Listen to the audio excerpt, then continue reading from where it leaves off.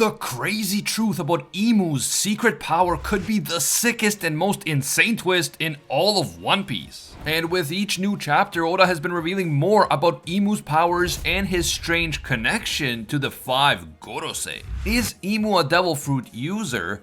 Or is he an actual devil with the power to grant demonic powers to his servants? The true story of Nerona Imu is even crazier than we could have imagined, so let's get into it. You guys know the drill. If you enjoy my One Piece content and you want to see more in the future, leave a quick like and comment right now for that YouTube algorithm. And don't forget to subscribe and hit that notification bell so you can get all of my crazy One Piece theories in your recommended. Now, even though we've known about the Gorosei for like 900 chapters, for the longest time there was this big debate within the fandom about whether or not the Gorosei were even fighters, or whether they were just like figureheads and politicians. That question was finally answered for us in chapter 1085, when all the Gorosei and Imu were revealed to have animalistic transformations. Back then we only saw silhouettes of these transformations, but it was clear that these individuals did have impressive combat abilities, and that they were certainly not just politicians. Then, during the Egghead Island arc, the transformations and true power of all the Gorosei were revealed,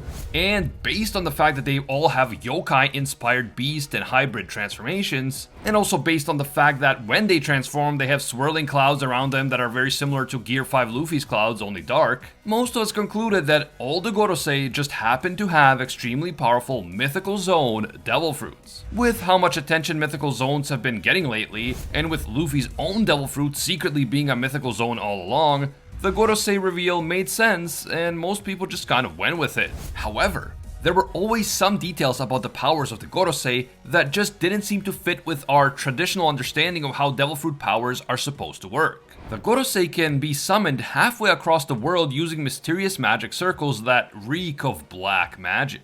And they appear to be immortal and have incredible regeneration abilities that make them practically indestructible. They also seem to share a telepathic connection with each other, which allows them to maintain psychic channels of communication open even from halfway across the world. And when their devil fruit powers were first introduced in the manga, they were not introduced in the traditional way. Instead of listing the names of the devil fruits themselves, the chapter simply named the mythical beast or yokai that their powers are based on. These discrepancies between traditional devil fruit powers and the powers of the Gorosei led many to conclude that they may not be normal users of Mythical Zone devil fruits after all. But if they're not devil fruit users, then what could they possibly be? And why do they possess powers that are so similar to the powers of a Mythical Zone? Oda might have given us an extremely important clue in chapter 1122 of the manga, when the Iron Giant Emmet unleashed a blast of incredibly powerful haki that had been stored within him centuries ago by the original Joy Boy. The force of the haki was so powerful that it forced the 4 Gorosei who had been summoned to Egghead from Marijua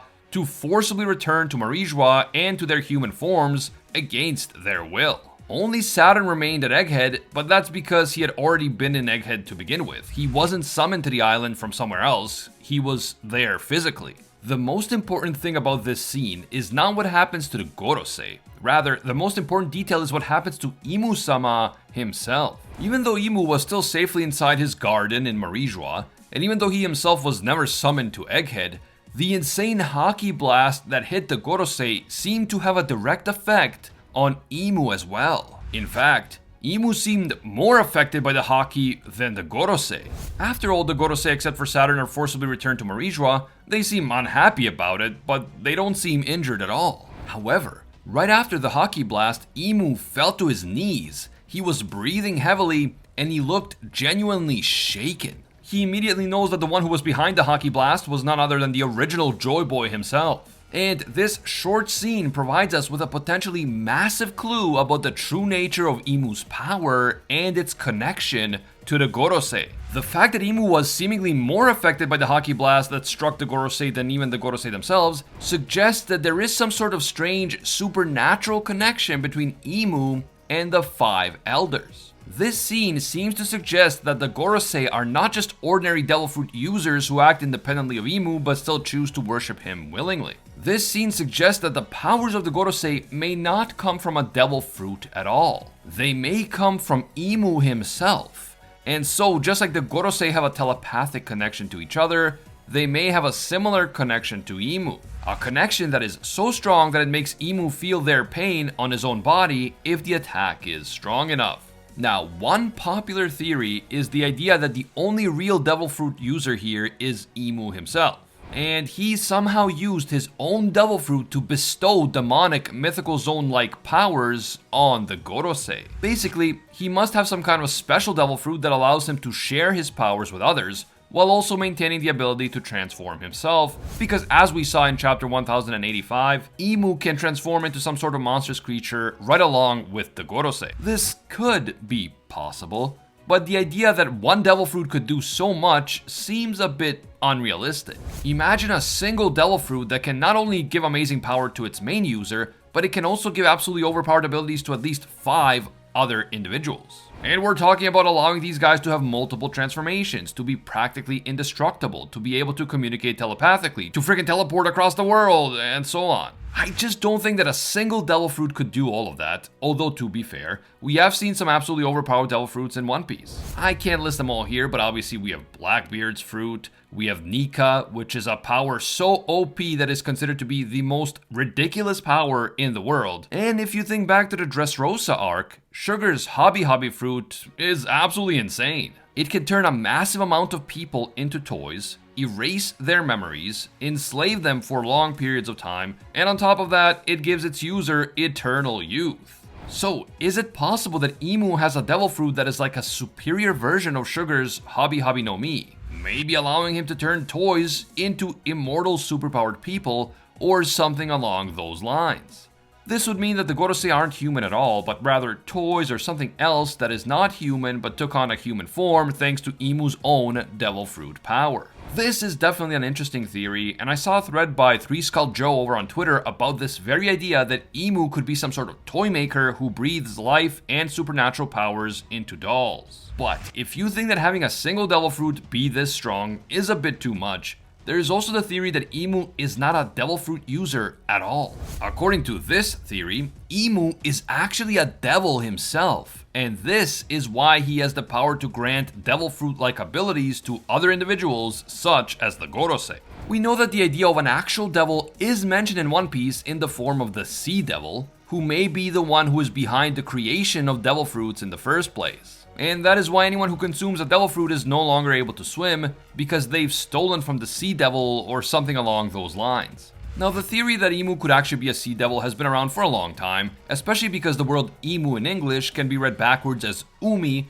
and in Japanese, Umi means ocean or sea. One potential problem with this theory is that Nerona Imu appears to have been a historical person who lived during the Void Century, and he was one of the 20 kings who came together to form the world government during that time. Ivankov believes that this historical Imu and the Imu who currently rules the world government is one and the same. Imu being an actual devil would explain why he is seemingly immortal and why he is so powerful, but that doesn't seem to mesh with the fact that 800 years ago he was just a normal human king who may have achieved immortality some other way, like using the Ope Ope no Mi's perennial youth operation. So either Imu was just a human who became the ruler of the world government and then achieved immortality with the Ope Ope no Mi, or he was something else all along. Maybe Imu really was human once, but at some point he became possessed by an actual devil, and that devil simply assumed the name and identity of Saint Imu of the Nerona family. Alternatively, Imu could have been a devil all along who merely pretended to be human in order to fool the other kings into accepting him as their ally. So if Imu really is an actual devil, and the Sea Devil in particular, that would explain a lot. It would explain his immortality, his insanely overpowered abilities, including the ability to create OP demonic minions like the Gorosei, and it would explain why he is trying to flood the entire world. The Sea Devil, trying to turn the whole world into one large sea, would make a lot of sense. But if Imu isn't a literal devil, and if he did start his life off as a regular human, then we have to explain how he came to be so powerful, how he came to be immortal, and how he was able to grant such amazing powers to the Gorosei. One possibility is that Imu used advanced science of the ancient kingdom to scientifically engineer the Gorosei, kind of what Vinsmoke Judge did with his children, but even more advanced. Perhaps the Gorosei were genetically modified before they were even born, and maybe their genes were spliced with the genes of animals or even mythical creatures in order to give them their incredible powers without needing to rely on devil fruits at all. Now, if this were the case, it would mean that Imu is an even better scientist than both Saturn and Vegapunk, since even their own research seems less advanced and it cannot achieve comparable results. Personally, I kind of like the idea that Imu did start off as a normal human, but he made some sort of deal with the Sea Devil in order to win the ancient war against Joy Boy during the Void Century. In return for victory in the war and in return for immortality, the Sea Devil may have possessed Imu's body and compelled him to turn the entire world into one big ocean.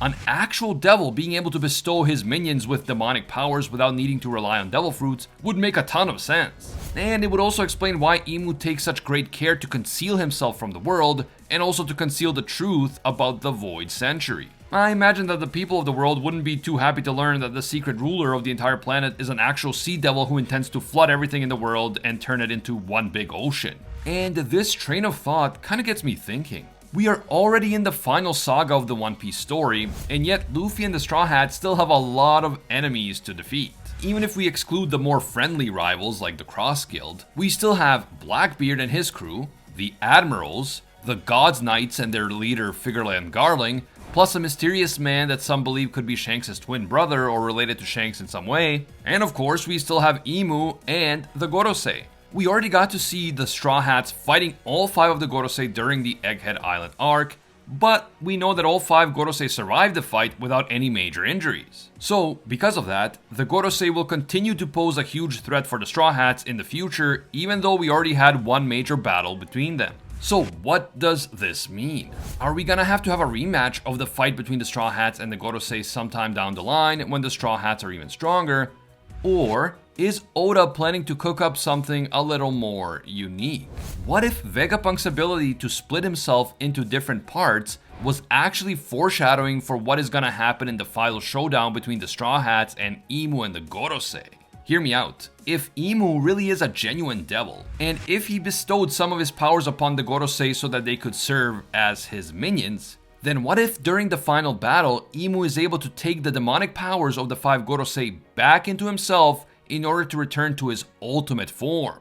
The Sea Devil in all of its terrifying, superhuman glory. So instead of Oda having the Straw Hats fighting the Gorosei yet again, he simply merges the Gorosei together with Imu into some sort of ultimate Lovecraftian Megazord creature that serves as the final villain of the whole story. Now that would be a shocking twist and a fitting final boss for Luffy and his entire Straw Hat fleet. If this happens, then I hope the design of the final villain is something absolutely out of this world. I'm talking like a giant epic monstrosity right out of Elden Ring. What do you guys think? What is the true nature of the relationship between Imu and the Gorosei, and what is the secret source of their power?